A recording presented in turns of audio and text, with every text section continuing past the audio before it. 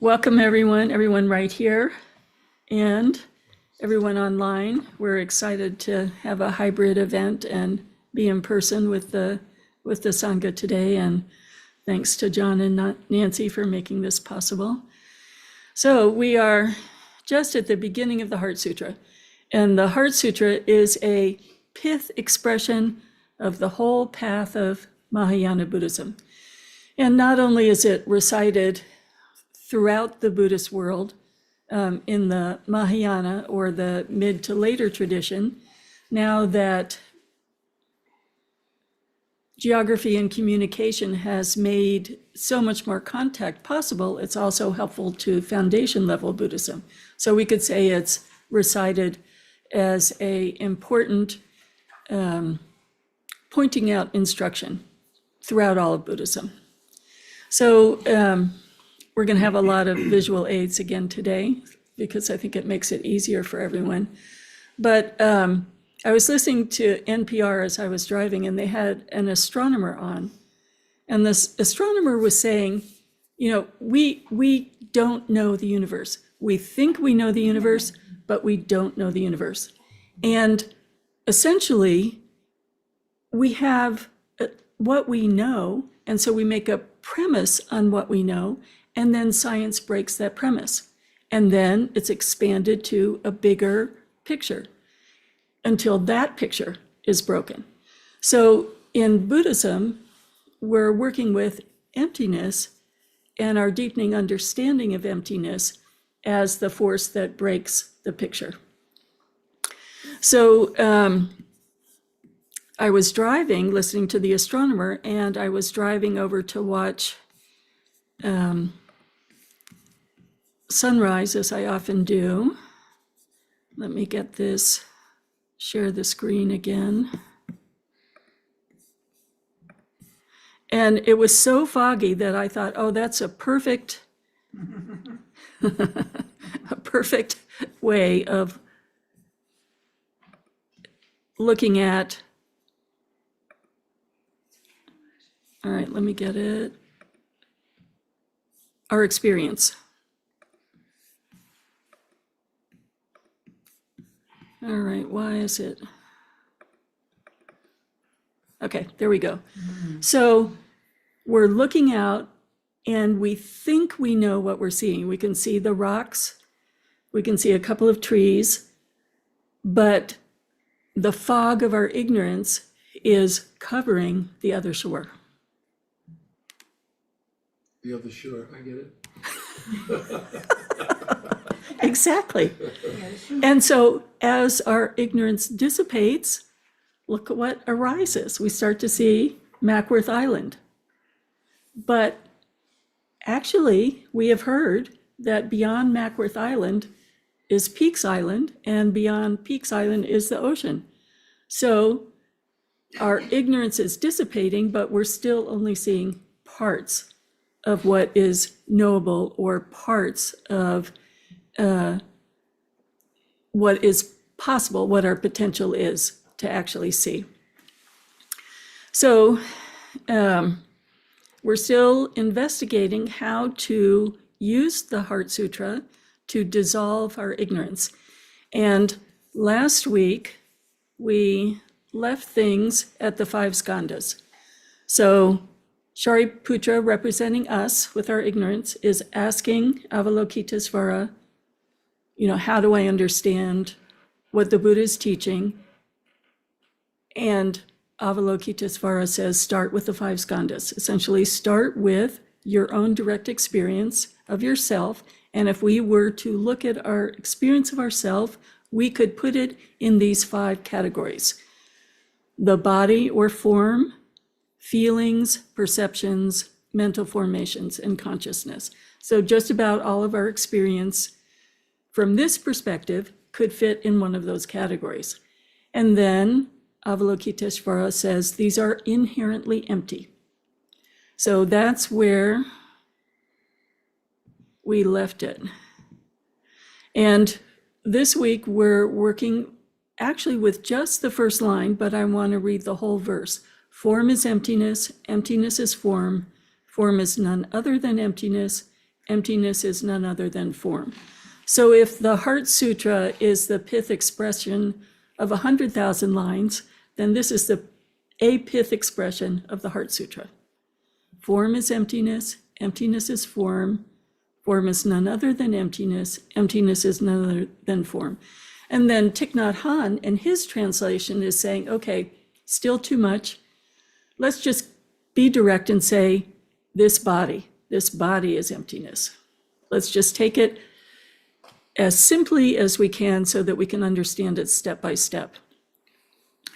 So the example that he gives of form and emptiness is an example we can all really get, actually, a wave in the ocean. So we see a wave arising, and we can see that the wave is a form, but the wave is not separate from the ocean.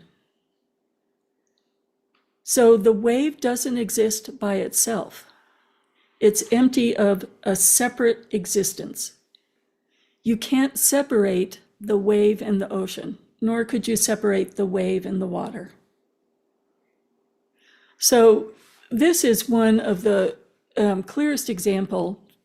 You can even just get a bowl of water and mix it up with your hand and watch the wave come up and the wave settle down. The wave is not separate. We identify it as a separate thing. We point out, look at that big wave. If we were surfers, there'd be all kinds of perfect waves. But the wave has never been separate from the ocean and never been separate from water. So let's just take that in for a moment. These examples are really, an example in nature can never encompass the totality, but they're tremendously helpful to contemplate.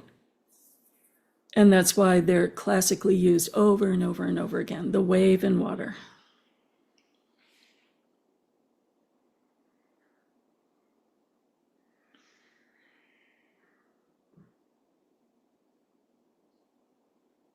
Could the wave exist without the water?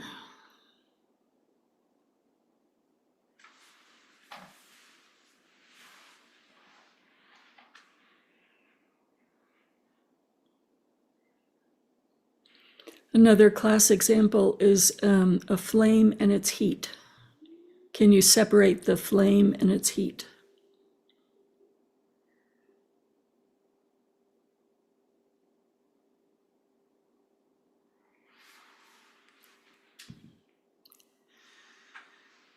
So when we're talking about emptiness, let's go back to this. From the first perspective we looked at it was the interconnection. The interconnection of the wave and the water is very easy to understand. And when we start then applying that to something more complex, like this body is emptiness, then we're going to look at from a different perspective. So when we categorize things in Buddhism, when we categorize things that we know, we say that there are only two categories: things that have parts, which we say are compounded, and things that don't have parts or uncompounded. So all existing objects are made out of parts, except space. And space, you could say, is a negation. The definition of space is that which is unobstructed. So it's without the obstructing. So it's in relation to something. But let's keep it simple. We're just looking at our body, and we're talking about compounded and lots of parts. Similarly, if we're looking at the wave in this complex way, we could say, okay, the wave is inseparable from the water, but it's also inseparable, if we were to take a microscope, to its molecules. So when we look in deeply, the wave is made not only of the water, but when we look within the water has lots of parts, lots of different, I'm not a scientist, but atoms and molecules and things like that, right?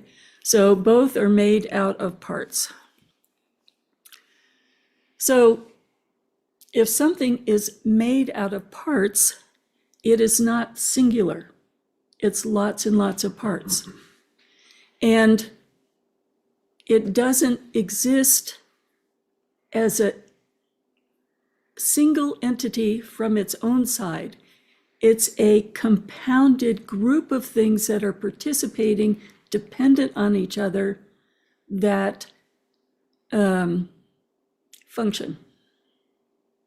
And when it functions, we name it and we say that's a wave or that's a body.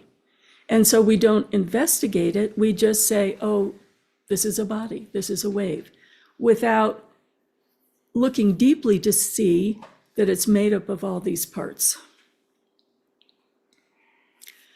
But then when we take it apart, we have to say, well, this body, that I think of and I name as my body, it's the muscle structure, the bone structure, the organ structure, all of these different parts that I don't think about.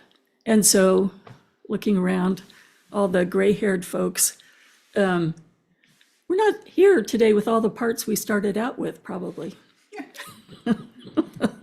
So the body is changing, parts are coming and going, and we just have the same assumption that this is my body, without seeing the impermanence, without taking into effect that, when we investigate it, is there one particle that is not made up of parts that we can say, this actually is the body that I can hold on to?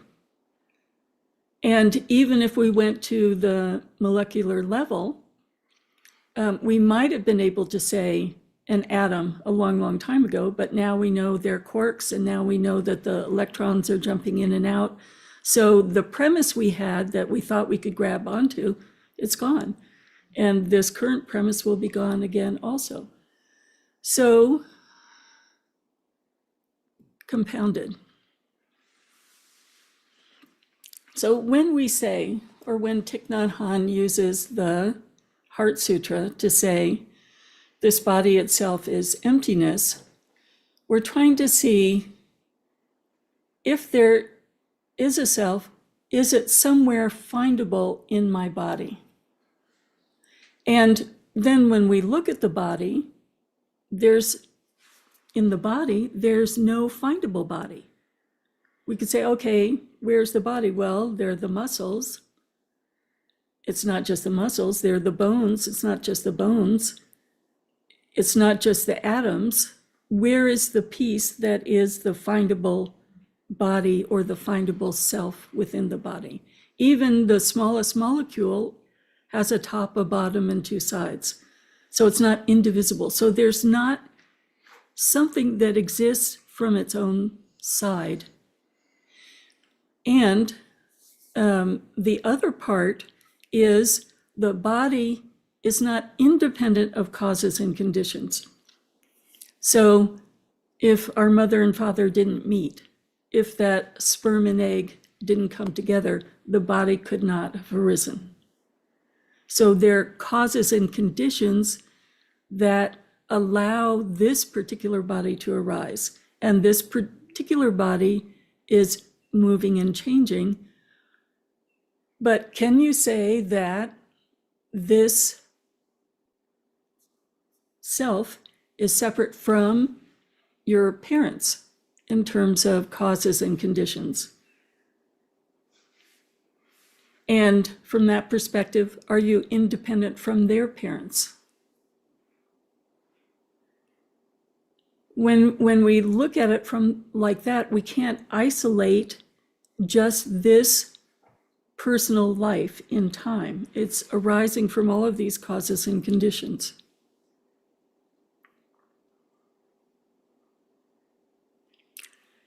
So again, we're seeing that Avalokiteshvara is saying, investigate the five skandhas. Does it exist the way we think it exists? Does it exist the way we assume it exists? Or when we investigate it, it's something different.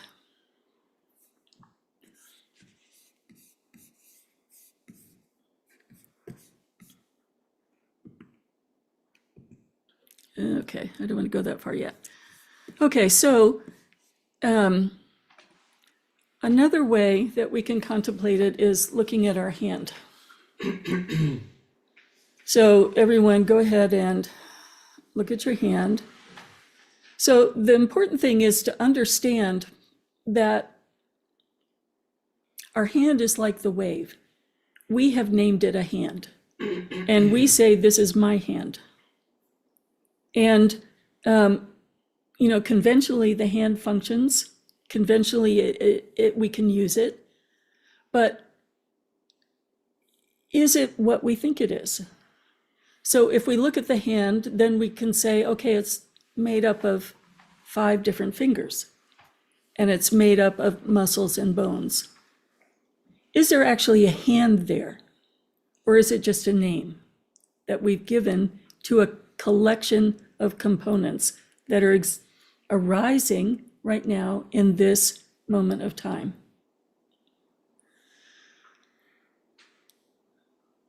So let's contemplate that just for a few minutes. How would you find a hand that exists from its own side, independent,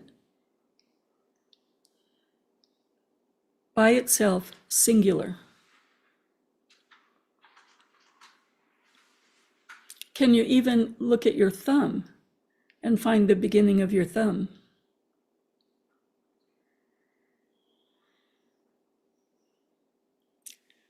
Is your thumb separate from your skeleton or from the muscles that move your thumb? Or is that just a name of a coming together of a bunch of parts?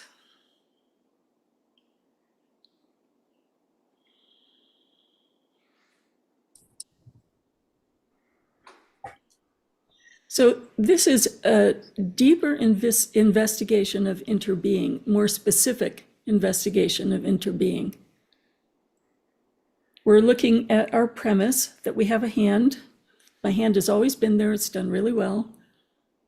Can write, can draw, can hold things. But is it more than just a name?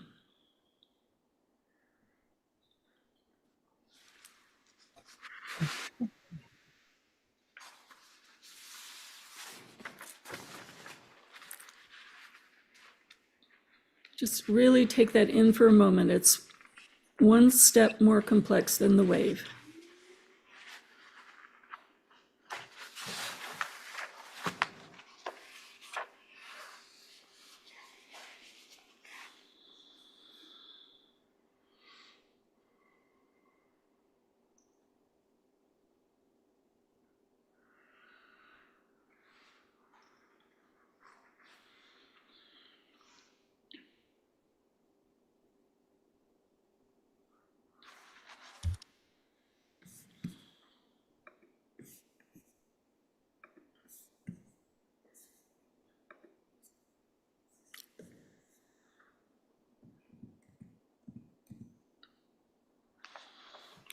So I'm going back to the wave.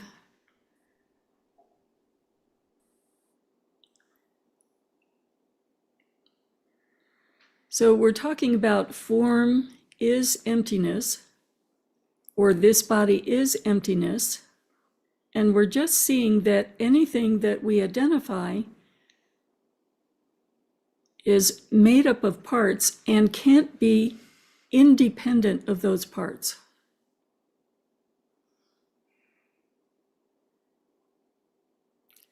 So there are lots of ways of substituting a different word for emptiness. We could say an inherent self or intrinsic existence. But what we're saying is there's a quality of interbeing. It can't be identified as anything separate. It can only be identified as an aggregate of parts. The wave functions. If we were a surfer, we could jump on that wave. It functions.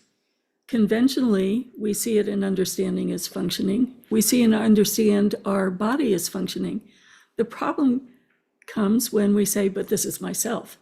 It's precious. It's especially precious to me. So I'm going to defend it. I'm going to, goodness gracious, if you look at the people who are suffering because they can't accept the impermanence of aging, it is really suffering for some people, or sickness, old age, and death, the impermanence of body. So if it's made up of parts and made up of different components and dependent, the other adjective is it's impermanent. Not all my parts are still here. I had tonsils once.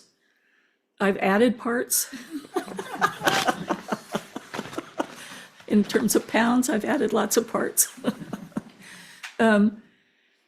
It's when we want it to be inherently still and just me.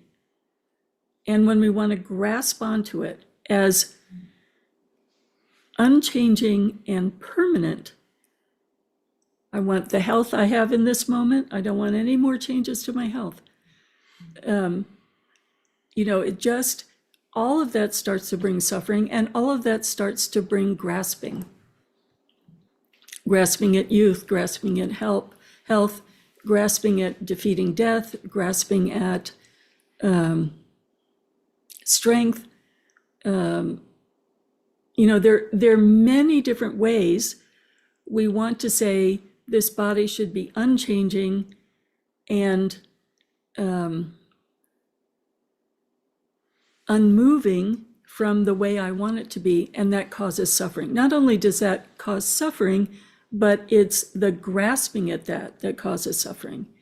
So when we start to see that every knowable object is made out of parts, and it's those parts arising momentarily into something that we name, when we start to see that's what causes a great deal of our suffering, then we understand why this is practical information.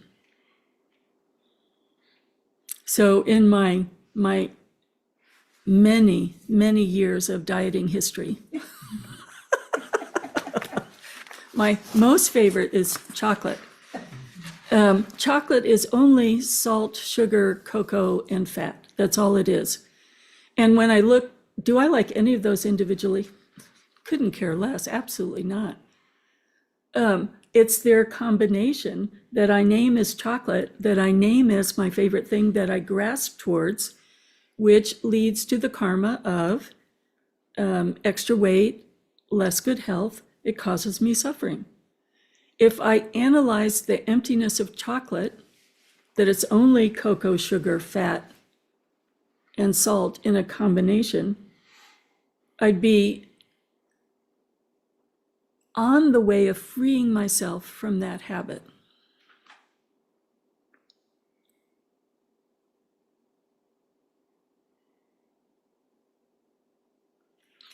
And when we think about all the different things that we grasp onto, look at, really, grasping onto the name of the Gulf of Mexico versus the Gulf of America. It's a body of water, someone named, and someone wants another name and causes suffering. Or the name caused him suffering and he causes suffering. All the roots of our suffering and our collective suffering have to do with giving a solid reality to something that is only a collection of parts that we have named as something. Country borders, something we've named. On this side, it's the US, on this side is Canada. Cross that line and you're in trouble. It's an imaginary line. So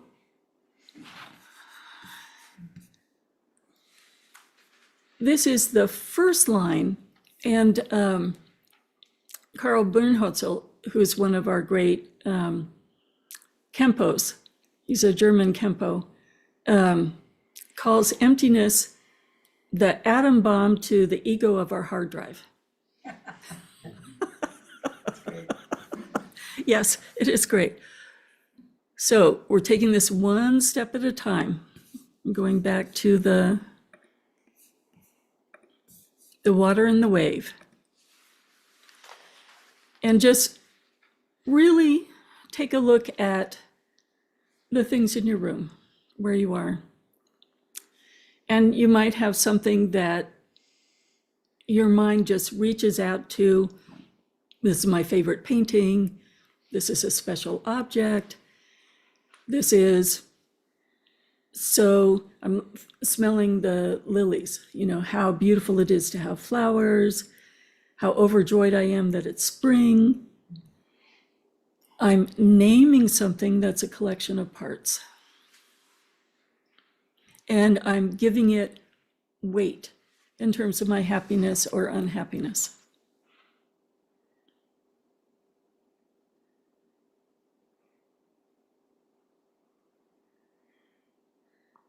So going back to just this body, taking it really simply, the wave and the water, experiment in your mind with, what does this mean? To name a collection of parts, and then attach a selfhood to that name.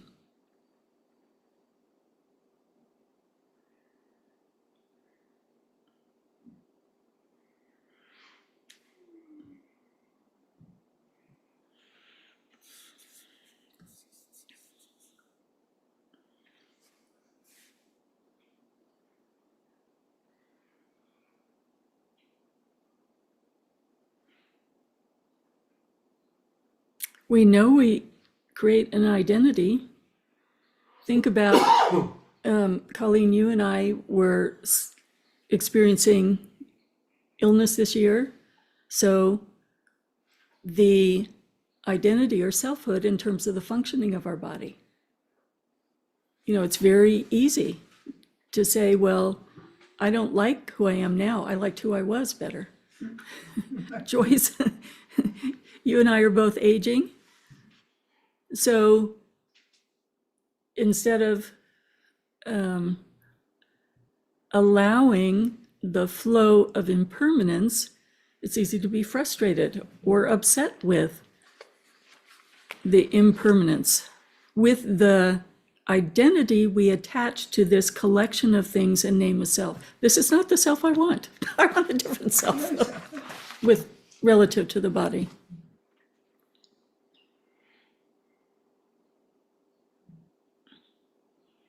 So how does this relationship between form and a permanent, singular, existing entity versus a collection of parts that are moving and changing in an impermanent way, that when we investigate, there's actually nothing staying still, identifiable, that can be extracted as permanently, inherently existing.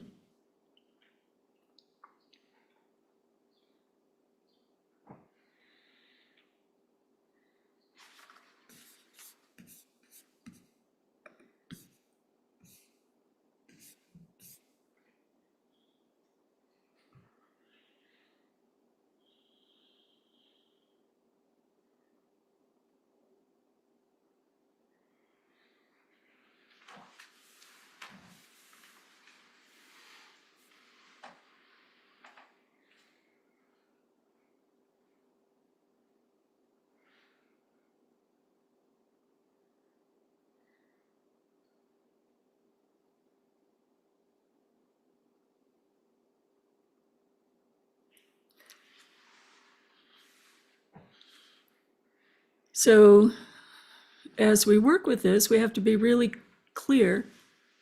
It's not that my body isn't here. It's how I think about my body. Clearly my body is here. Clearly the wave is there. But do I give it an identity that is in conflict with its nature? The nature of the wave is emptiness. The nature of my body is emptiness or impermanence.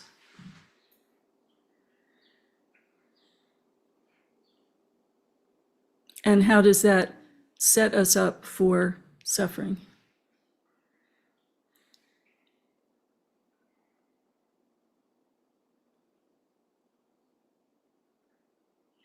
My hand is here, it's right in front of me, but does the way it exists conflict, does the premise conflict with the investigation?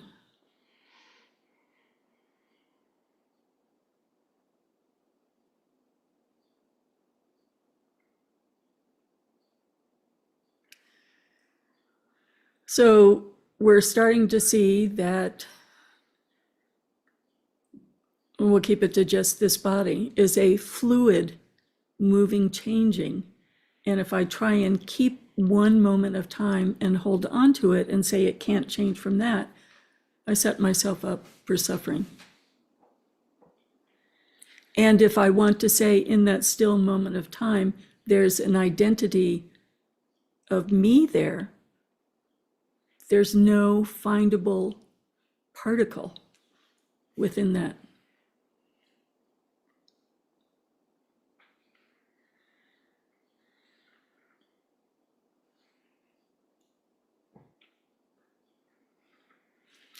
So the investigation doesn't change the appearance. I'm still appearing, my hand's still appearing, I can see it, I can write, it's functioning just fine. But it's not so much about the hand, the practicality is how I react to the hand, how I think and identify my relationship to this collection of parts.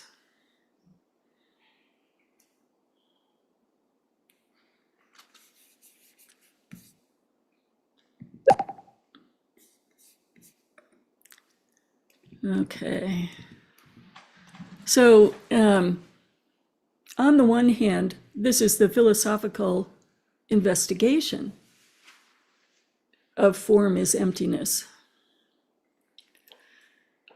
The experience of emptiness, the experience of the fog lifting, the experience of confusion dawning as wisdom is freedom, openness, spaciousness, lightness.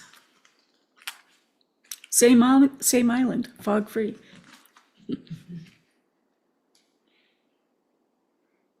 Still, you can see the other shore, but you can't see it clearly yet. So we keep applying this investigation to see more clearly and more clearly and more clearly what is the nature of this perspective we have that we have labeled a singular independent identity as opposed to an interdependent flow.